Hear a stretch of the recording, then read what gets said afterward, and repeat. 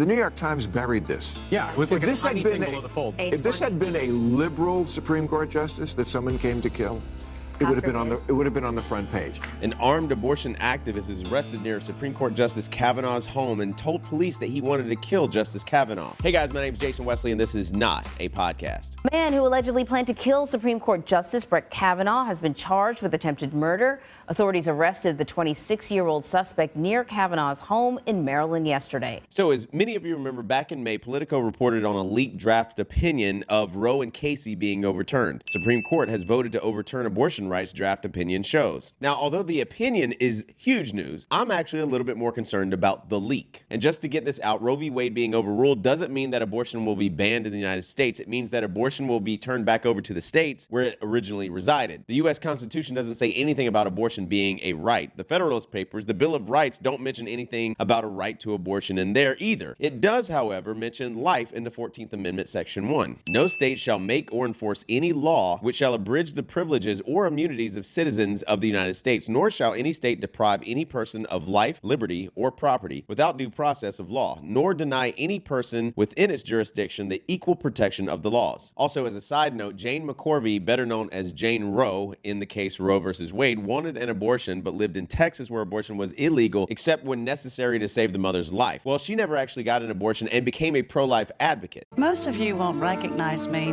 or my real name. It's Norma McCorvey. I'm also known as Jane Roe, the plaintiff in the Supreme Court case, Roe versus Wade, which legalized abortion in America and changed our nation in an unprecedented way. Back in 1973, I was a very confused 21-year-old with one child and facing an unplanned pregnancy. At the time, I fought to obtain a legal abortion, but the truth be told, I have 3 daughters and have never had an abortion. However, upon knowing God, I realized that my case, which legalized abortion on demand, was the biggest mistake of my life. So the draft opinion by Justice Alito that has majority support was leaked, and Politico notes that no draft decision in modern history of the court has been disclosed publicly while a case was still pending. Of course, you have the dumbest person on The View, who also is a racist, evidenced by other Not a Podcast videos, Sunny Hostin, who doesn't care who leaked the video. I'm so much less concerned with who leaked this than what was in the leak. And I think Republicans and conservatives have been working for 50 years for this. And now they're playing victim. Now they're crying out, who leaked it? Who leaked it? This is what they have wanted. And I think our reaction needs to be, who cares about who leaked it? We care about what was leaked. Now, this is just speculation, but I believe there was a clerk who's a leftist, and the only reason that it was leaked was because the ideology of the left is the ends justify the means, which is it doesn't matter how you get a desired result, whether it means you break laws, hurt, or threaten people, as long as the desired result happens, how you get there is justified. So if you leak an opinion so that the public can put social pressure on justices to change their position, it's justified, and you will find purpose and meaning. You even had the White House supporting protesters going to the homes of justices immediately following the leak, justifying it because people are scared. Yesterday, so just about moving forward, these activists posted a map with the home addresses of the Supreme Court justices. Is that the kind of thing this president wants to help your side make their point? Look, I think the president's view is that there's a lot of passion, a lot of fear, a lot of sadness from many, many people across this country about what they saw in that leaked document. We obviously want people's privacy to be respected. We want people to protest peacefully if they want to protest. That is certainly what the president's view would be. So he doesn't care if they're protesting outside the Supreme Court or outside someone's private residence? I don't have an official U.S. government position on where people protest. CNN sanctioned protesting in front of the justices' homes. Here's Laura Jarrett with CNN. The justices have security. So far, all of the protests have seemed overwhelmingly nonviolent. There are plenty of protests that happen every single day in this country, around the country, at abortion clinics, blocking women from getting into clinics. And we don't cover those as if there's 4 alarm fires. And so, yes, they're going to be protesting in front of Kavanaugh's house because people are angry.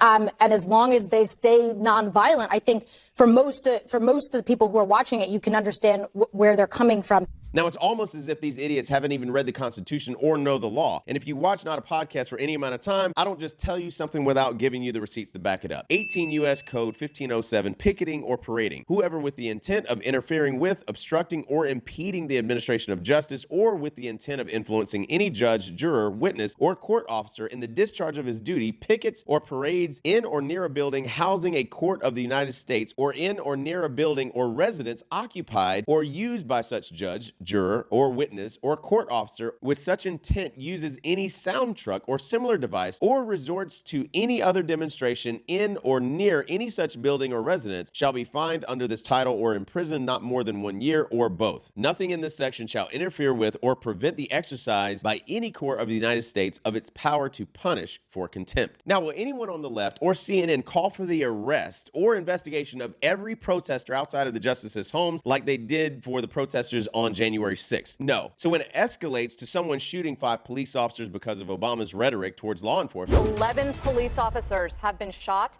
5 killed Thursday night by what is believed to be 2 snipers who opened fire during a demonstration in downtown Dallas. Or violent rioters murdering retired police officer David Dorn. Now at 4, dozens of people are lining up to pay their final respects to David Dorn, the retired St. Louis police captain who was shot and killed last week during a night of violent protests. Or in this case, a man allegedly attempting to murder a Supreme Court justice that Democrats vilified, alleging that he was a gang rapist, and then when he defends himself, they attack him for his temperament and not just taking it up the ass, metaphorically speaking. He does not have the temperament to be a judge. How can he sit credibly on the court and claim to be impartial with a temperament like that? That is not the temperament of a justice. He came in belligerent.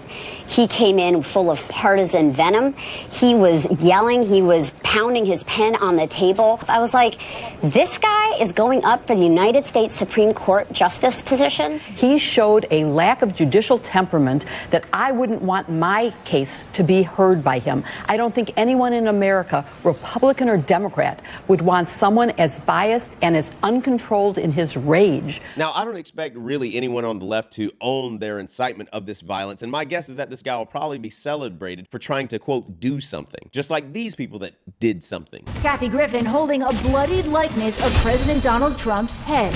I will never stop saying, not only do we need to disinvest in police, but we need to completely dismantle the Minneapolis Police Department. The mayor of Minneapolis says he gave the order to evacuate the police precinct to try to save lives. Officers and employees were seen being guided from the precinct before things got too out of control. It's one of the latest escalations in a situation that's been getting worse by the day.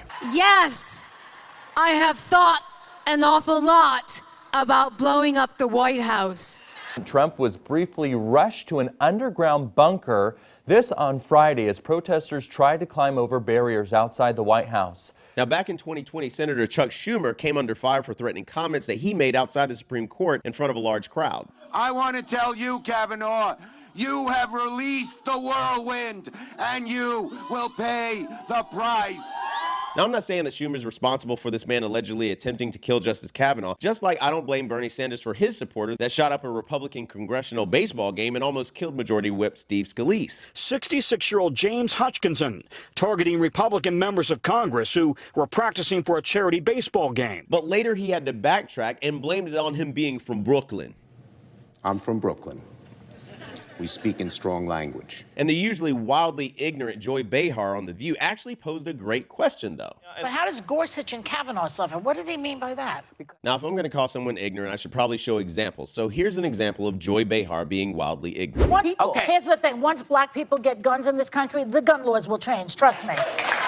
This woman has never seen a study that she knew how to read. According to Pew Research survey, black gun ownership is lower than white gun ownership, but not by much. For whites, 36% of respondents report that they own a gun personally, and 49% report that they live in a household in which someone, whether they or someone else, owns a gun. For blacks, the numbers are 2/3 of that, 24% and 32%. Also, black gun ownership went up 58.2% in 2020, according to the National Shooting Sports Foundation. Anyways, back to the original story. A man with a gun and a knife was detained by police early Wednesday morning near Brett Kavanaugh's Maryland home after making threats against the Supreme Court justice, according to federal officials. According to a criminal complaint charging Nicholas John Roski with attempted murder of a federal judge, 2 U.S. deputy marshals spotted Roski get out of a cab in front of Kavanaugh's home at approximately 1:05 a.m. He looked at the marshals and then walked down the street. Not long after, Montgomery County got a call from Roski saying that he was suicidal and came to kill Kavanaugh. Montgomery County Police Department officers were dispatched and arrested Roski without incident while he was still on the phone with 911, according to the affidavit. In his suitcase and backpack were a Glock 19 with 2 magazines and ammunition, pepper spray, a tactical knife, a hammer, a screwdriver, a crowbar, zip ties, and duct tape, along with other gear. After his arrest, according to the affidavit, Roski told police that he was upset over the leaked draft of an opinion that would overturn the constitutional right to abortion and also over the recent school shooting in Uvalde, Texas. He thought Kavanaugh would support looser gun laws. He decided to kill Kavanaugh and then himself, according to the police officer, thinking it would give his life purpose. Now think about that. This man thought that his activism was going to give his life purpose. That's how much we've devolved as a society. Now, what's the difference between that and a suicide bomber terrorist? This leftist Marxist culture has sold the idea that your identity is in your race, your sex, your gender, your political affiliation, or whatever gender that you choose, and that activism and virtue signaling will give your life meaning and purpose, and you'll find this place of self-actualization because of intersectionality. But to do that, you have to understand that you're a victim and separate people from the idea that there's a God. Separate yourself from understanding that God created you uniquely and perfectly, and he loves you unconditionally. They have to separate you from the idea that your sins were paid for on the cross and that you're not a victim, but a victor, and your identity is in him who created you and saved you and not of this world. He could have said, I'm here because it's unfair. I'm here because the system is broken.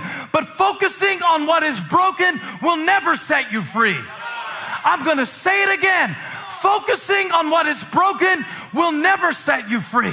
So as long as your question is, why did they? And when will they? And how will they? God said, what is that? What have I called you to do? What has God called me to do? What has God given me in this season that can't be taken away? What can I control? What can I speak? What can I activate? How can I move it forward? What are the advantages? Will you be mine?